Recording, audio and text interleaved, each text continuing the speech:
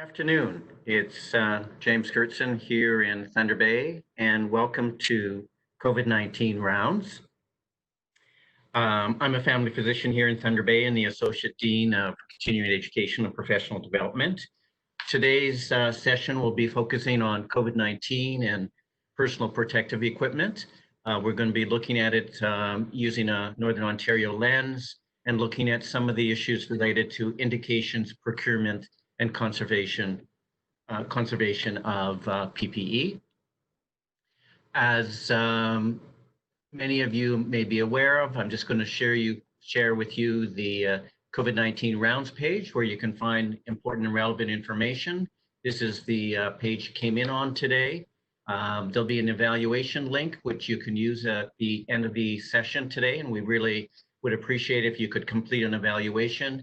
And also, if you're interested in a study credit certificate, just simply leave your name. On the COVID-19 website, the presentation archive section, and what you'll find there is today's PowerPoint slide deck is available for viewing and will be available to view post-session. Clinical resources will give you an opportunity to look at clinical resources that have been curated for Northern Ontario. As of this morning at 11:30, our case status in Northern Ontario is that we have 11 active cases, and that you can see there are a few active cases not in any particular area of the north, but spread across the north. And presently, you can see that in Sudbury, we have no active cases. In North Bay at present, we have no active cases. On the COVID-19 resource page, there'll be other information that you can have a look at relevant to many of the different issues related to COVID-19. James, we are not able to see your screen right now. Okay, thank you, Sarah.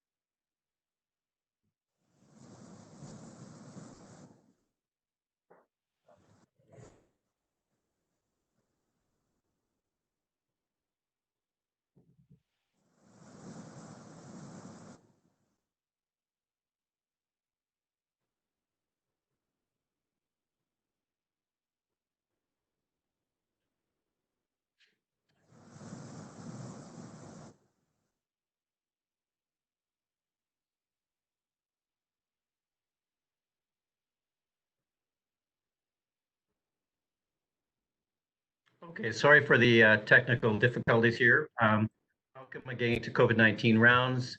As mentioned, our topic today is personal protective equipment. We have a great set of presenters from across the north.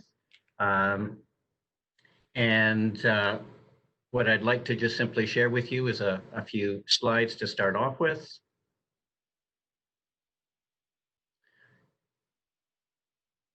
Throughout the presentation today, we'd appreciate if you could have your microphones muted, as that will improve the sound quality for everyone, and that you can also turn your video off so that you're not transmitting yourself. The COVID-19 resource page is available through the website, and that will give you further information, as well as that will give you access to both the evaluation and future information. The rounds have been developed by a planning committee. There's been no sponsorship of the rounds. Want to really emphasize to people that the COVID-19 knowledge is rapidly changing, and the presenters will discuss the best available information currently available. Questions throughout the presentation can be forwarded to us through the WebEx chat feature. You can either pass them to our host, Sarah Bazinet, or you can use the Everyone feature. And I'd like to introduce our team for the afternoon, and I'll first start with our moderator, who will then introduce the rest of our team. It's my pleasure to introduce Dr. Paul Preston. Paul is an assistant professor at the Northern Ontario School of Medicine and a family physician. Paul practices and lives in North Bay. Paul is the Present Vice President Clinical of Ontario North. And in addition, Paul is the lead, the PPE lead for Ontario Health North as well. Good afternoon and welcome, Paul. Over to you to introduce our team, and I'll turn off the slides for you. Thanks, James, and thanks for the chance to be this and for all your work on making these great educational events for all of our northern docs and healthcare providers and everyone else related to NOSM and this big pandemic we're having. So yeah, my privilege to introduce Dr. Bhanu. Sorry, Dr. Bhanu Nalla. Sorry if I mispronounced that. Who's the assistant professor and the lead physician of the HSN Organ Donation and Tissue Transplantation Committee. He's a staff member in critical care and anesthesia there. He's assistant professor of anesthesiology.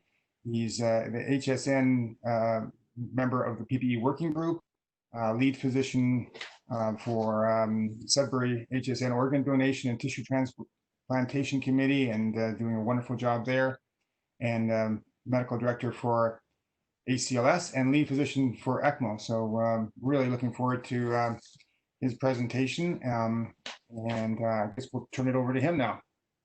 Thanks, Bhanu. Wonderful. I hope everyone can hear me. Thank you, Paul, for that kind introduction, and also thank you to James and Sarah and the team at NOSM for inviting me to talk about PPE. So my talk is going to be mainly based on from a tertiary center perspective, but really this conversation should encompass the community as well. And I'm going to get some thoughts and feedbacks and perspectives from both Sarah and Paul with regards to community aspects too. I think some of the principles that I'm going to talk about may apply as well to the community. Can we have the next slide? Thanks.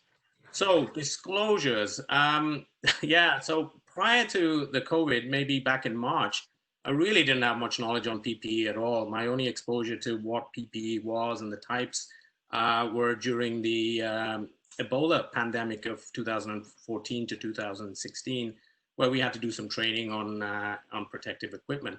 But really, it was something I kind of thought of, we just get it, and when we need it, we'll use it. And that was really as far as it got. And it was really as the ICU group was planning for the pandemic in terms of a lot of other strategies, including education, that PPE came up, and I took an interest in this. The one thing I have to state is that evidence relating to PPE and its use is constantly evolving. And to this day, it still is evolving, and it may change following this talk. Evidence is either scarce or inconsistent. So I'll try and present the best possible evidence out there and what we can do. And the third thing is I don't have any financial obligations to anybody. I don't have a dodgy uncle in the East trying to supply us PPE, so we're good there. So objectives. I've changed these around a little bit just from the advertised, just to change the order. We're really going to talk about different types of PPE and identifying their role during the COVID-19 pandemic. I want to briefly, before we talk about some of the strategies we're using, is to appraise the risk level to healthcare personnel at our tertiary center and try and describe what's the appropriate PPE for different risk levels.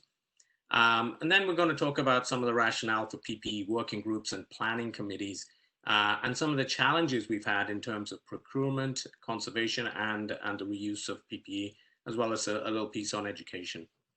So PPE, it's a very hot topic. Everyone's been talking about it. It kind of induces a lot of anxiety among healthcare workers, patients, staff, and even people in the community. It is quite emotive.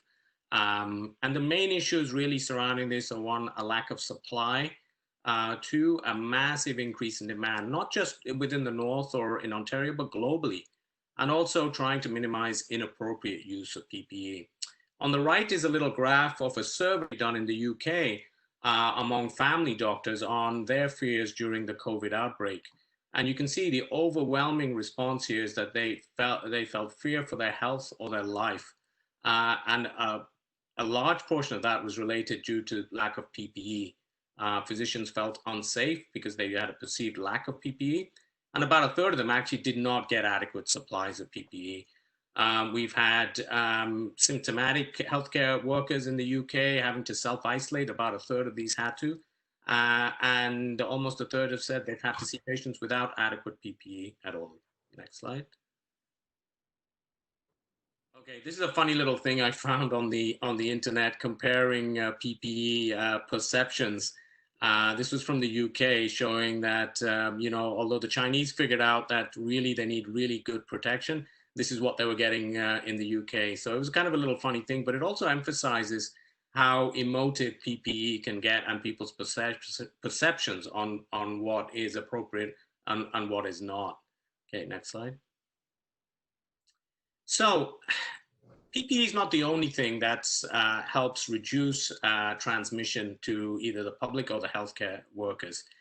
There's a hierarchy of settings or controls in any healthcare settings. This can apply to a hospital, this can apply to a GP practice or a dental practice or any practice in the community with exposure to patients.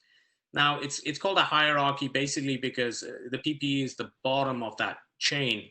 But really, all four of these kind of techniques or areas are responsible. So I'll go through a few of them. Elimination and substitution is really the ability for a healthcare facility to try and minimize the amount of patients it sees. So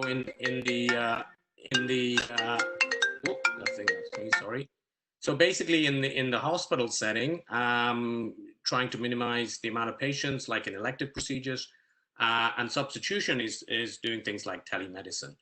Engineering and system controls are really related to things like plexiglass, making distances, things like looking at ventilation strategies and negative pressure rooms, and social distancing or physical distancing within a healthcare system. Administrative controls include things like infection prevention and control strategies, education, and also active passive screening and hand wash education. And PPE is the last one of these policies that is required. So they all need each other to really have a good system in place to reduce healthcare worker transmission of disease. Next slide. So what are the different types of PPE? Well, the one you're all familiar with and the one that seems to get the most attention are face masks. Now, face masks can be related to either a fluid-resistant or a non-fluid resistant face mask. It can include respirators such as the N95s, and we'll talk about those in a second. It can also include eye and face protection, and these can include a combination of goggles, protective glasses, or face shields. Face shields can either be reusable or disposable. Isolation gowns can also be disposable or reusable. Also, coveralls exist, which cover the whole body as well. We've included gloves and the head protection, which include bonnets and caps. Notice I didn't include shoe covers in this, as evidence now suggests that shoe covers increase the risk of contamination during the doffing process. And we really haven't included that as part of our PPE within our hospital. Now, every institution is different depending on the level of risk of COVID and what their perception of risk is. But for sure, we haven't done that here. Next slide there. So mask terminology. This is really confusing. I had no idea about masks prior to a couple of months ago in terms of what types of masks were out there. In the hospital, you hear the term procedure mask bandied around versus a surgical mask. And technically what that means is a procedure mask is any mask which has an ear loop, while a surgical mask has ties on the back of two ties, usually on the neck and at the back of the head. So it's ear loop versus ties. Now, each of those masks can either be a fluid resistant mask or a non-fluid resistant mask. Now, a non-fluid resistant mask is usually a 2-ply paper mask. It provides a basic level of protection to patients and staff who are in contact at a low level of risk. A fluid resistant mask is actually a 3-ply mask, which as it confers, it has a level of fluid resistant. It protects against splashes and any droplets. And sometimes that's called a surgical mask versus a paper mask, which is non-fluid resistant. So it's important to know some of that terminology. Next slide. So here's a table looking at some of the standards of different masks. So if you look at the top row, these are the single-use face masks. These provide some sort of protection against bacteria, which is the 3-micron level. So they can provide about 95% protection against them. They can provide some viral protection too. But however, not a lot of these are tested for that. So these masks are really used for low-risk areas where we are practicing universal mask policy, or patients are not known to have COVID. Okay, these are the stuff that the staff may be provided with on a regular basis. A surgical mask, on the other hand, is meant to provide some level of fluid resistance. Now, the fluid resistance is defined by certain criteria, and one of them is called the ASTM level. The ASTM is a international standards. It's called the American Society for Testing and Materials.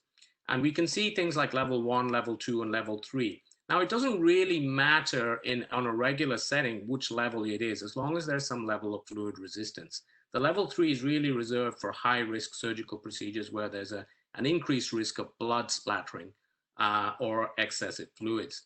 Now, there's a similar European standards, and these are called type 1, type 2, and type 3.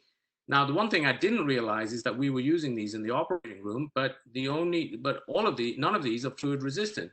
It only confers fluid resistance if there's an R after that name. So we have to get a type 1R, type 2R, or a type 3R. So that added to the extra confusion out there. The third type of mask is the respirator mask, and these are the N95s that we're kind of familiar with. The USA produces the 3M N95, which we've accepted as our gold standards, but China produces what we call the KN95s or the KN99s. Again, there's issues with those in terms of the mask fit, and the European version of these are called the FFP1, FFP2, or FFP3. Now, the FFP2 is the equivalent of an N95. So if you do see something like an FFP2 and it fits and you pass the fit test, that's perfectly adequate as a replacement for the N95. Okay, next slide. So here are the types of respirators that we know of right now. So the filtering face piece respirators is what we commonly see as the N95s. So these are disposable and they cover the mouth and the nose. And they filter out particulates such as dust, mist, and fumes, as well as bacteria and viruses. The N, the R, and the P, I'll talk about in the next slide later, is about oil resistance. But really, the numbers we are interested in are the 95s, the 99, and the 100s. So the N100 gives you the maximum amount of viral filtration. Although, as you go up on the numbers, the ability to breathe through them is more difficult. So really, an N95 is really what is the ideal, is the optimum in terms of protection plus breathability. Now, there are other respirators, reusable respirators on the market, and you may have seen some of these. These include the elastomeric half face or the full face respirators. These are predominantly in the past were used in industry, and they still are. They're really good for filtering fumes and particles. But the filters in there are perfectly adequate for filtering viruses, especially coronavirus as well. Now, the issue with these is we have to have cleaning processes and decontamination processes in place if we're going to use this in the clinical setting.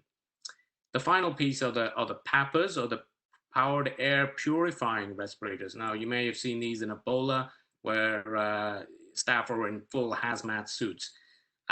These are being reserved really as a last-ditch attempt if we have run out of all the other types of PPE. And the reason is, although they offer very good protection, there are issues with contamination during doffing. They can be expensive to get the suits, and they may be associated with a fair bit of discomfort for long periods of time as well. Okay, moving on.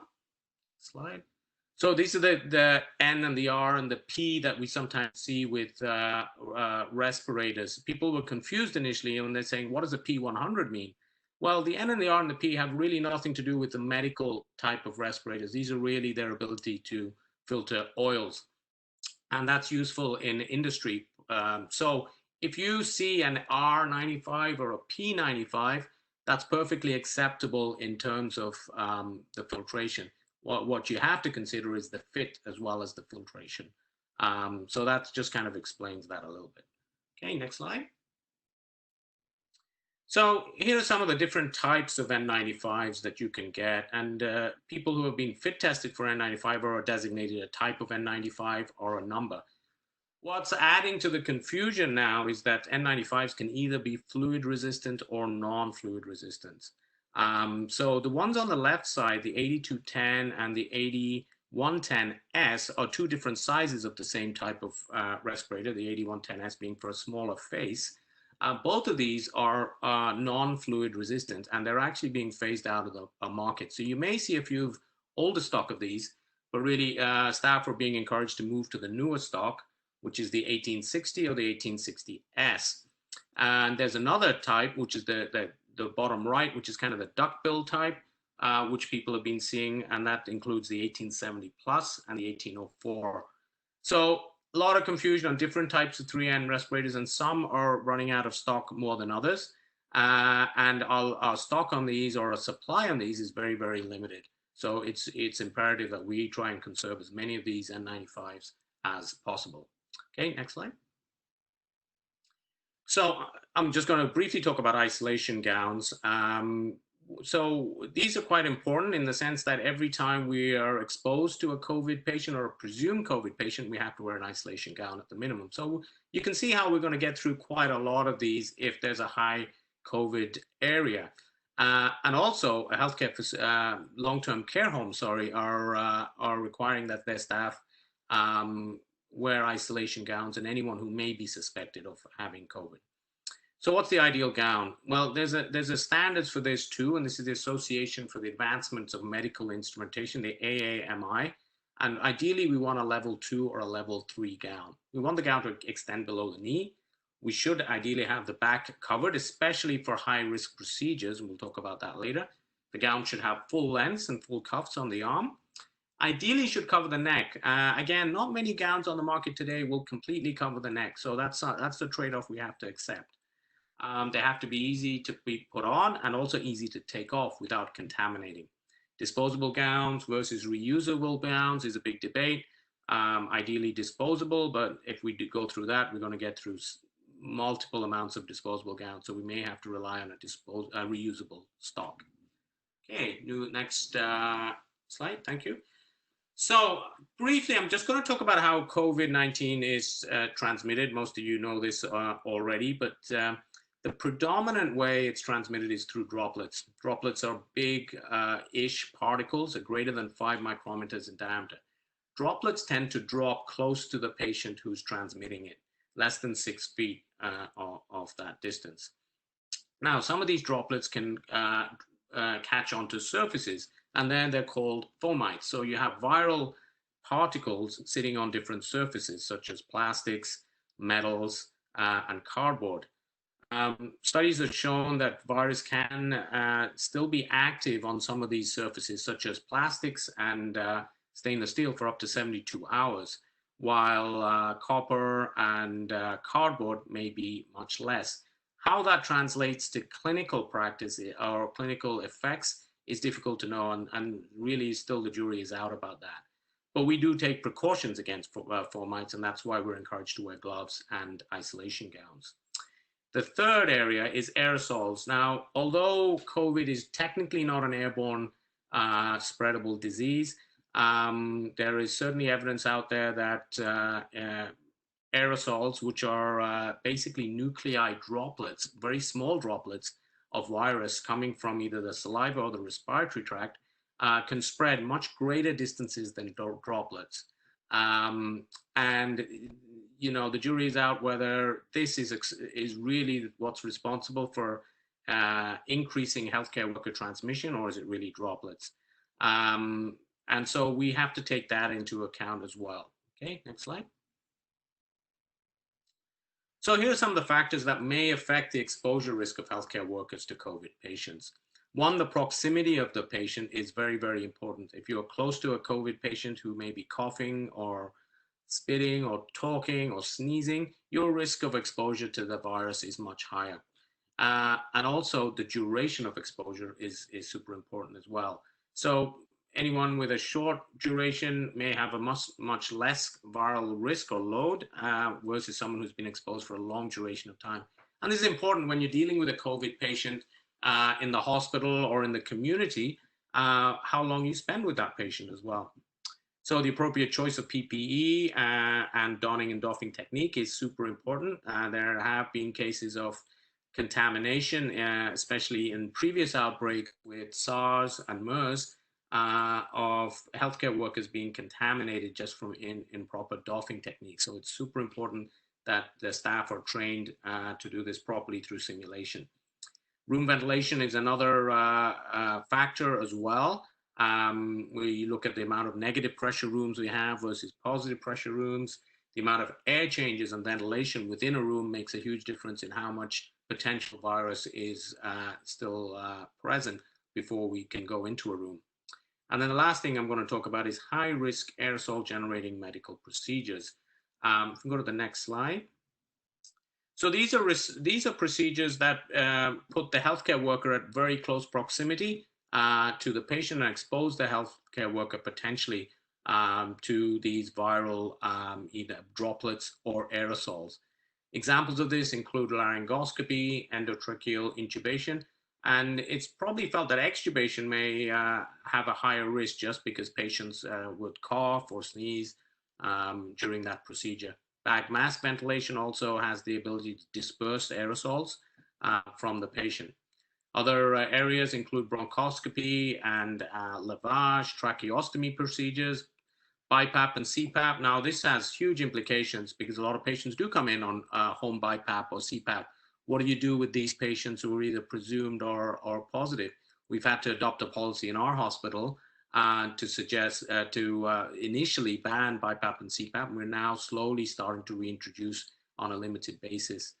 High flow nasal cannulation, again, the jury is out on whether this is truly aerosolizing or not. We make the assumption that it may well be. Dental procedures in the community and also surgical procedures like laparoscopy, ENT, and thoracic procedures as well. Now, CPR is interesting. Obviously, when we're involved in intubating patients who are having CPR, that's considered a high-risk procedure. And also, we're making the assumption that doing chest compressions and defibrillation as well can increase the risk of aerosolization. And so we should take precautions during that time as well. Next slide, please. Okay, so the different levels of risk, we've kind of looked at based on what evidence there is out there, and we've kind of categorized those into moderate, high, and highest. And PPE varies depending on the level of risk. So a moderate level of risk is what we call droplet and contact precautions, situation where there's generalized contact with a COVID presumed or positive patient. And the minimum PPE required for this include a goggles or a face shield, a fluid-resistant mask, procedural surgical mask, and an AMI level 2 gown with gloves.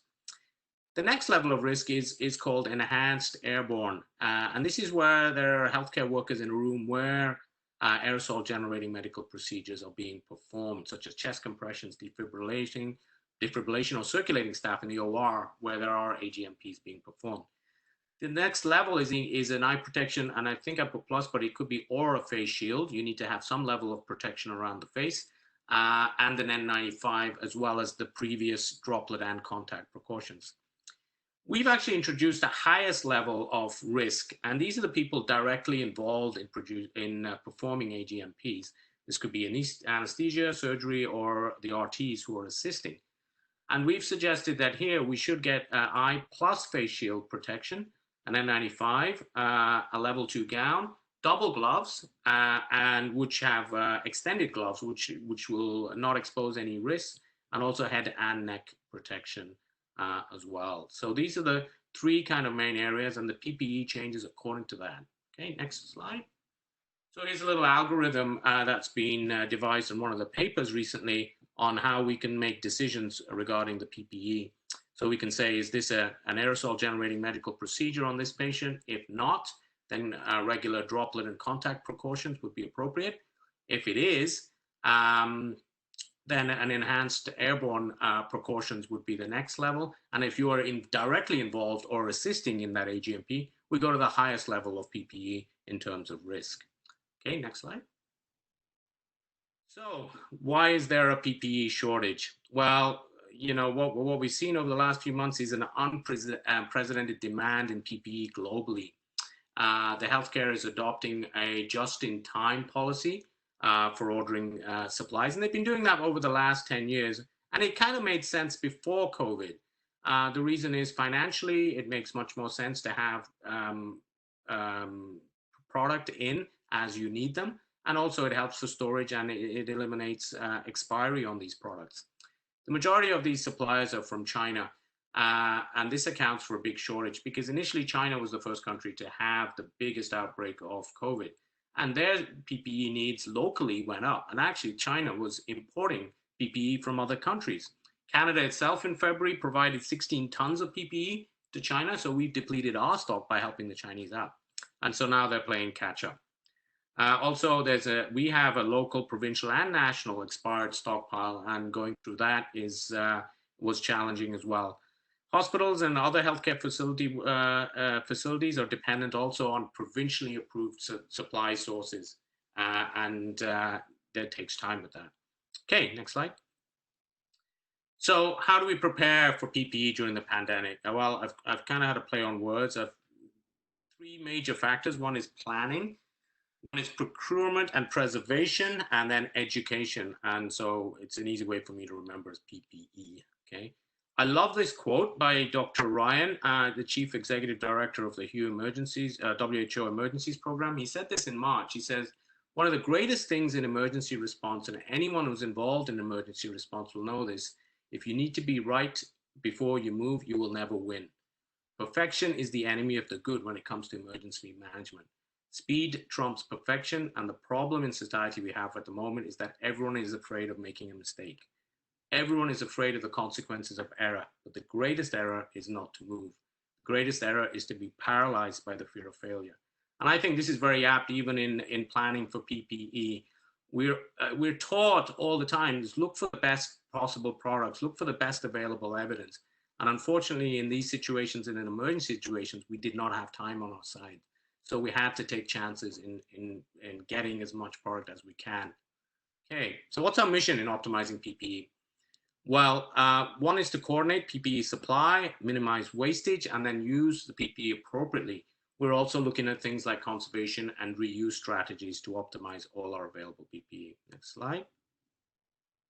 So how did it work at HSN? We started a PPE working group at the end of March, and this was very, very important. There were some key players here. Incident Command, who were the main group planning for COVID for our hospital, recognized that PPE was a major issue, and they created this working group, which included an operational and a clinical lead, supply staff and reprocessing staff. We were in close conjunction with IPAC, Infection Prevention and Control. We had IPAC members on the working group. Nursing clinical managers was super important in telling us what the needs are locally.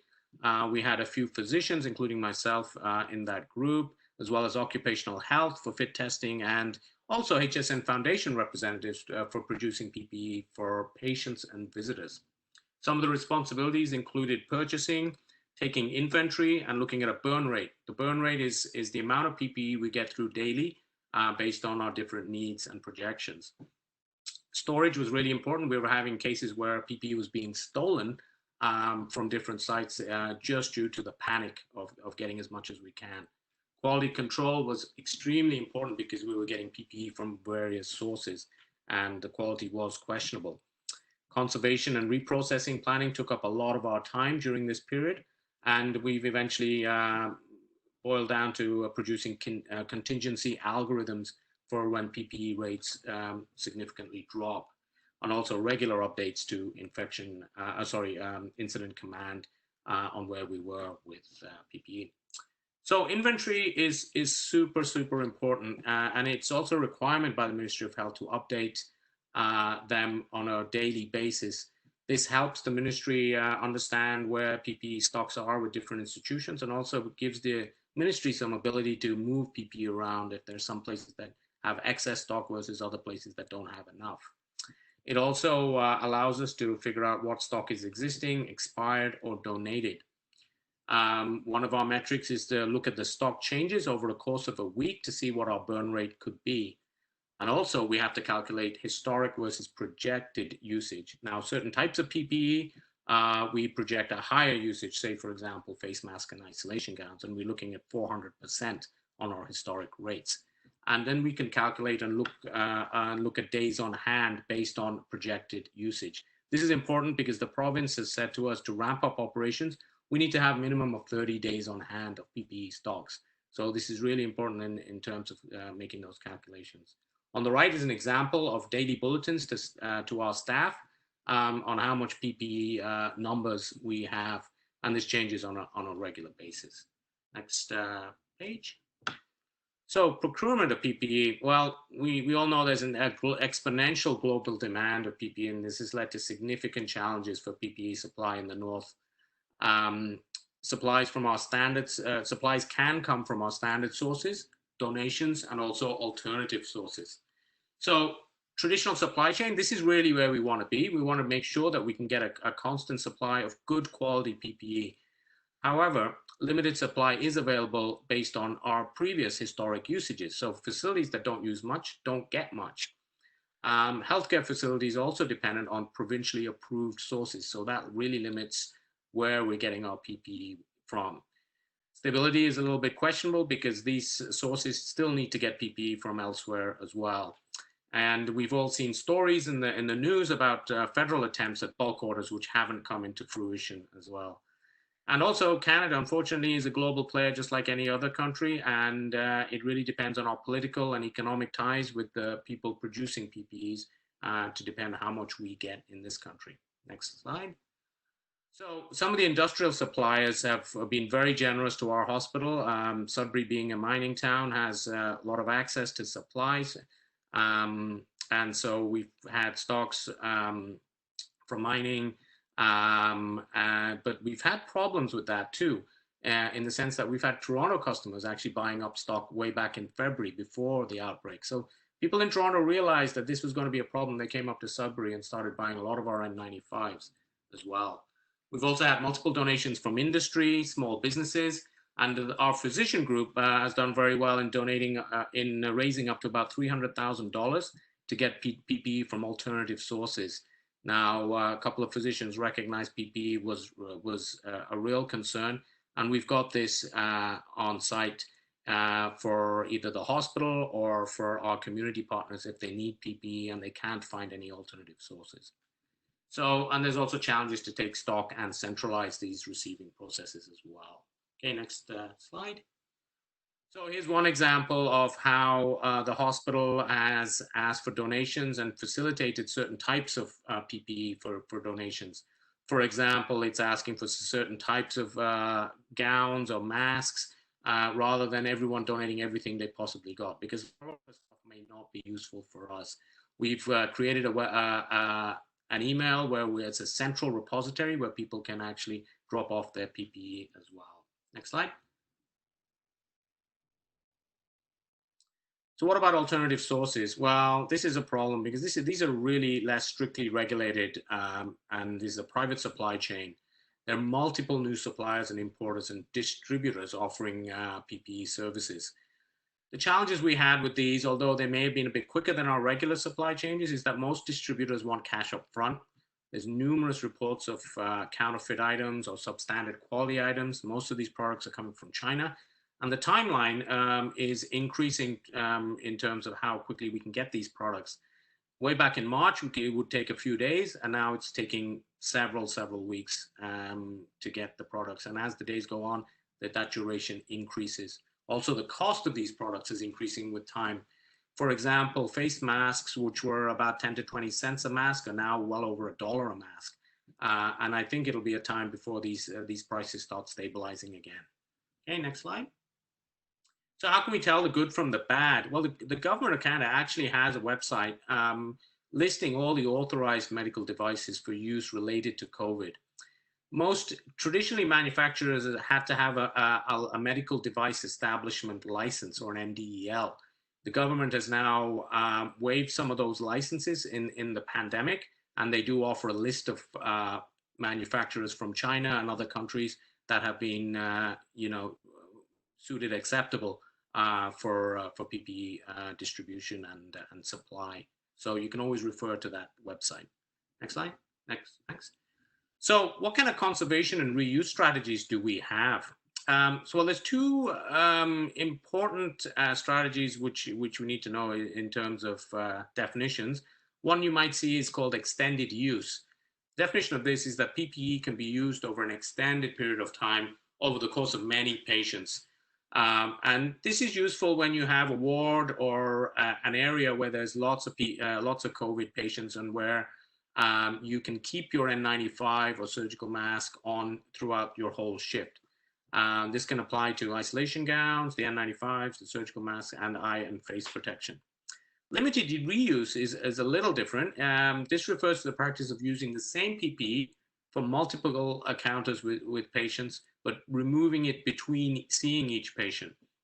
An example of this would be in the operating room, where some of the operating room staff would have an N95, but instead of throwing out the N95 after they leave the room each time, they could actually have a method to doff it carefully and safely and put it back on without having to re-sterilize it. Now, some caveats with this is that to do this, the masks still have to be not have to be contaminated or have fluids or secretions on them. If they do, then they have to be disposed of. Next slide, please. Sorry, yeah. There we go. So the other strategy we looked at specifically for N95s and trying to preserve them, because we knew our supply chain for the N95s was going to be limited, was sterilization and decontamination methods for reprocessing PPE. And this is a strategy really to disinfect, to clean, sanitize, and decontaminate. It really applies to N95s and not to our regular face masks at present. The system requires a method of collection and education among the staff. And what we've suggested in our hospital is to put these N95s, label them on what type of N95s they are, the date that they've been used, and put them in a brown bag for future decontamination. An important caveat to that is that a lot of people were wearing makeup and actually soiling the N95s with makeup. Now, no one wants to wear someone else's N95 if there's makeup all over it. So we've had to have an education policy to try and remove makeup to promote lack of makeup among staff, so we can do this. Some of the issues with this, back on that slide. Some of the issues with this was the ability to remove or inactivate viral particulates safely, and also the ability to preserve the integrity of the mask. A lot of research has gone into it, and the hospital really is bound by provincial standards, and we're still waiting on government-approved methods. So far, what's promising are vaporized hydrogen peroxide and ultraviolet light, and I suspect we'll start using the hydrogen peroxide method shortly if we get to that stage. Next slide. So here's a few examples of limited reuse. One area is to take off the mask if they're not contaminated or soiled and put them in a Tupperware container, and it makes doffing and donning much easier between patients. Here's an example of putting our contaminated or used N95s in brown bags for collection and reprocessing at the end of each shift. Okay, next slide. So every type of PPE we created an algorithm for, depending on whether our supply was in our conventional chain, whether we had to have a contingency planning, crisis planning, when we've just basically almost got a week left of PPE, and no PPE. So each one of these, so this is an example of our N95, which shows that during the contingency phase, we're using expired N95s. Crisis phase, we are doing limited reuse and extended use of medical grade N95s. We're considering going to industrial types of N95s and also reprocessed N95s at that time. At this phase, we'll also maybe introduce reusable half or full face respirators and possibly PAPA units. When we're in a situation of no PPE, we have a plan to use either alternative products, which are the things you may have seen, such as the KN95s, or going to fluid-resistant masks or even homemade masks. Hopefully, we'll never get to that stage where there's no PPE, but we're constantly looking at seeing where we are on this phase. So currently in our hospital for N95s, we're still at the conventional stage, and we haven't got around to the contingency phase as yet, which is a good sign. Education is super important. You know, this involves planning the algorithms, which applies not just to N95s, but to face masks, isolation gowns, and all aspects of PPE. We give regular updates to all the staff on our current stock and usage. Effective communication on conservation strategies is vital to each and every department, making sure that they understand how to conserve them as well as we can. All this is done with close coordination with IPAC and the clinical staff. I found walkarounds very useful as well in determining what the needs are in different areas. And then consistent messaging is extremely important too. Next slide. So in summary, despite our low levels of COVID cases, PPE usage remains super high and is expected to do so for the foreseeable future. Inadequate PPE is associated with increased rates of transmission, and overuse or misuse of PPE definitely has unintended consequences. You could have shortages in the future for real COVID patients, compromise the quality of patient care, and risk healthcare worker contamination from doffing. Strategies to preserve include optimization of supply, initiate conservation strategies, and effective communication and education to the staff. Next slide. And here are some of the few references you can link on when you get the slides. And these represent IPAC recommendations, CDC strategies to optimize PPE, and also Ontario Health has given an excellent overall summary on the use of conservation of PPE. I did find one meta-analysis and systemic review looking at the effects of physical distancing, face masks, and eye protection based on a bunch of observational studies, but this is the only one I could find. And this came out just recently, a couple of weeks ago. So that's it. Sorry, I had to speed through it. It's a huge topic, and I wanted to give some time for discussions as well. Thank you very much. Thank you very much. I just want to highlight from OH North, I think we're very aware of the price gouging, the quality issues, and the delivery issues. And the good news is that we're starting to get capacity, and we've invested $500,000 in buying bulk purchasing, so that I think bulk purchasing is the future, probably for a long time. And so that process has begun at OH North to be able to take advantage of bulk purchasing. So Sarah, if you could put up that that web address to contact that also has the process for emergency access to PPE. And the other good news is next week I expect to communicate through the OMA to all the physician members to access a free PPE, which will have 150 masks, 400 gloves, a canister of disinfectant wipes, and 20 face shields. No gowns, unfortunately, yet, as they're just not available, but hopefully that'll be coming soon. So I just wanted to mention that. I just want to also introduce our other panelist, Dr. Sarah Newbery, who I think probably needs no introduction. Certainly famous in NOSM circles, if not world circles. She's Assistant Dean of Physician Workforce Strategy and Associate Professor. And Sarah, I'll get you to just start with some comments on your perspective from the primary care view, which I think has had a harder go of it than those under the wing of a hospital. Yeah, thanks so much, Paul. I'll just do a quick sound check and make sure you can hear me. Yeah, I can hear you. Great. So first of all, thanks so much, Dr. Nalla, for your presentation and your overview of PPE. I think this has been a real challenge in hospitals and also a huge challenge in the non-hospital sector. And I think about not only primary care, but all of our community-based specialists as well. I think right now, what we're seeing is an increasing need for personal protective equipment in primary care and in our community specialist office, and in fact, through many community services. When I think about it from a primary care standpoint specifically, I think there are two things that are happening right now. One, there's been an amendment to Directive 2, which means that we have permissions, again, to increase what are perceived as non-essential services, so that the volume of patients that we can be expected to see in practice will increase. And the second thing that's happened is that the list of symptoms for COVID-19 has gotten longer and longer and longer, so that the number of people who will screen positive for COVID is now really very long. And the expectation, if you're seeing someone in primary care and they have screened positive for a COVID-19 symptom, is that you will see a COVID-19 positive screened patient in full PPE. And I think that's an important thing.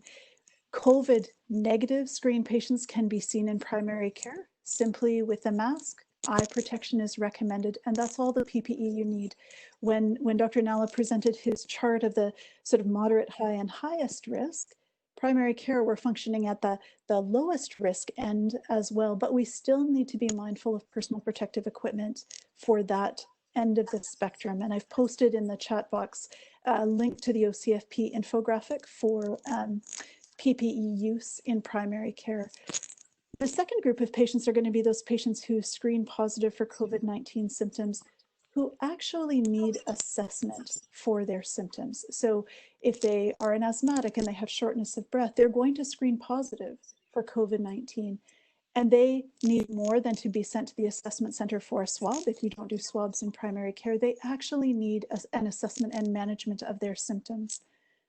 The other group of patients will be those who screen positive for COVID-19, who don't need management of that symptom. They need their prenatal appointment to be done, or they need their visit for whatever other reason. They simply happen to screen positive when your receptionist does the mandatory COVID screen when they call for an appointment. And all of those patients we would expect to see wearing full PPE, including the isolation gown. So although the PPE bundle that's coming, which will include masks and visors, is really helpful, we still need to be accessing gowns to see those patients who screen positive for COVID-19 in the office. And I think many practices have gone to having volunteers sew cloth gowns, which are reusable and launderable. They can't be laundered in someone's home. You actually have to have a laundry service or a partnership with a local hospital to make sure that that is laundered in a safe way. So I think these are all really emerging issues for primary care, especially as we begin to increase our services to our patient populations and as that list of symptoms grows. The other thing that I would say is that it is a particularly important issue for OH North and for the health system to be paying attention to, because for Dr. Nalla and his group at HSN to be able to ramp up elective surgeries, we need to be sure that primary care is keeping up with the pace of the rest of the system, so that we can see those people who may have post-op complications or may have other requirements related to that surgical care in primary care. If hospitals move forward and primary care is left behind, we won't actually have moved forward well as a system. So those PPE requirements in hospitals also need to move forward in primary care, so that the system cadence of opening up and providing services to the whole population can be done effectively. So I know that there are probably questions, Paul, and I'll stop there, and happy to participate in responding to questions with Dr. Nalla. Thanks, Sarah. Good perspective from primary care. So our first question is, do we have any strategies to provide appropriate PPE for medical students and residents learning with preceptors in the clinical setting? So maybe I'll ask you, Sarah, if that's a question for you. So this is, I think, a really important question, and there's probably lots of parts to it. NOSM is actively exploring how they participate in acquisition of PPE to support learners. Most practices and hospital settings feel that they can accommodate the resident learners in those practices. The undergrad learners, their clinical work is paused currently, so it hasn't been an issue that's needed to be addressed, but it certainly is one that does need to be addressed. And in the context, the other question that's emerged in our primary care environments, and I think for community specialists as well, is that as we transition to more virtual appointments, how do we work well as clinical teachers in a virtual setting if we're listening in to medical students on phone appointments or doing virtual appointments with patients? And there will be a whole other way of needing to think through our teaching skills in that way. But the need for personal protective equipment absolutely is on NOSM's radar, and I anticipate that there will be more information forthcoming about that. Thank you for. There was an earlier question from Jill Riva. What is your greatest learnings, and what do Canadian hospitals need to do to ensure adequate supply? Maybe I'll ask Bhanu for that one. Sure. I I think we all went through a huge education process with this. And what we took for granted before COVID, the same rules don't apply anymore. Previous outbreaks were localized and regionalized, and there wasn't a huge, massive demand on PPE. But this, unfortunately, this condition, the disease is global. And what we've learned is that time is precious in terms of getting the supply. What we relied on previous existing chains, we can't rely on that in the short term. So for me, my biggest learning curve here was making sure that we get things done timely and anticipate for future needs. Sarah put it really, really well. You know, we've done really well in the hospital, but although we've mitigated those kind of risks to healthcare workers in the hospital, the same risk is in the community. So now we've shifted PPE requirements from the hospital to the community. And how do we as a hospital, or how do we as a service, either locally, provincially, or even federally, account for all that community requirements just to make sure that we're keeping our patients and our healthcare workers safe? So I think that overall we have to look at a short-term, medium-term, and a long-term planning. And this isn't going to go away. And that's what I learned. This isn't the short-term problem. This is going to change the way we look at how we interact with our patients from our own personal safety as well. So I think that's what I learned a lot from. Yeah, thank you very much. PPE is just one of the 4 pillars of IPAC, and as now we're trying to resume or recover services in the community, they don't have the funding or the expertise for PPE or even resources for it, and but also for the other aspects of IPAC. So I think OH North just passed a motion this morning to develop community IPAC support strategies for every community. It probably will, because there just isn't enough IPAC expertise to do that with all the offices and settings that need IPAC as well as PPE, including PPE, I should say. It'll likely include an IPAC extender program, which I'd never heard of before, but was used, OH Central region used it for helping with IPAC for their multiple long-term care homes and retirement homes. As you know, they were hit the hardest. So it'll probably, I expect it'll involve something like that, and physician involvement for that has already been approved to use the assessment model funding, assessment center model for funding. So stay tuned for that. There may be a call for physicians to get involved in the need for IPAC, which is going to be huge to get us going again. There's a question from Marianne Reed. Paul, were those packages from the OMA just disappeared? It was there. Oh, let me just find it again. Come to us as providers automatically, or we need to apply. Yeah, so it's just to get some cred here for OH. It's coming from OH through the OMA, because OMA has a contact list for all of it. So yes, you'll keep your eye out open next week for an email from the OMA, perhaps from Stephen Cooper or his colleague in the West, and there'll be a link there to apply. Basically, just have to say how many docs are involved in your group, or if you're applying for the whole group or just for yourself, and the address for it to be delivered to, and you'll get a response quickly. This has been trialed and worked very well in the West region already. So we're just going to follow what they've been doing. So you'll be getting a box with all of these goodies in it to get you some kind of stability and to help plan to reopen services. So stay tuned for that. Okay, I think that we got one. No, we don't have a minute left. Okay, well, thank you very much, James and Bhanu and Sarah and everyone for attending, and appreciate all your wise counsel today and everything you do. And I hope you have a safe journey through COVID with us. Thanks. Thank you, guys. Thank you very much, guys. Thanks so much, Paul, Sarah, and Bhanu.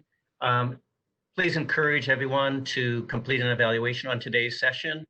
You can get the evaluation link on the COVID-19 website. That will also allow you to leave your name for a study credit application. Join us next week when we'll be looking at the 6 essentials for resiliency during COVID-19 pandemic. We've got a great panel again, which will feature Dr. Michael Kaufman from the OMA Physician Health Program, Jonathan Delvedova from Sault Ste. Marie, and Diane Whitney here in Thunder Bay. Thanks again for joining us today. Please stay safe, and thank you for all the care you're providing to everyone in Northern Ontario. See you next week, June 19th, 12:30 p.m. Eastern Standard Time. Thanks so much. Bye then. Everyone. Thank you. Bye.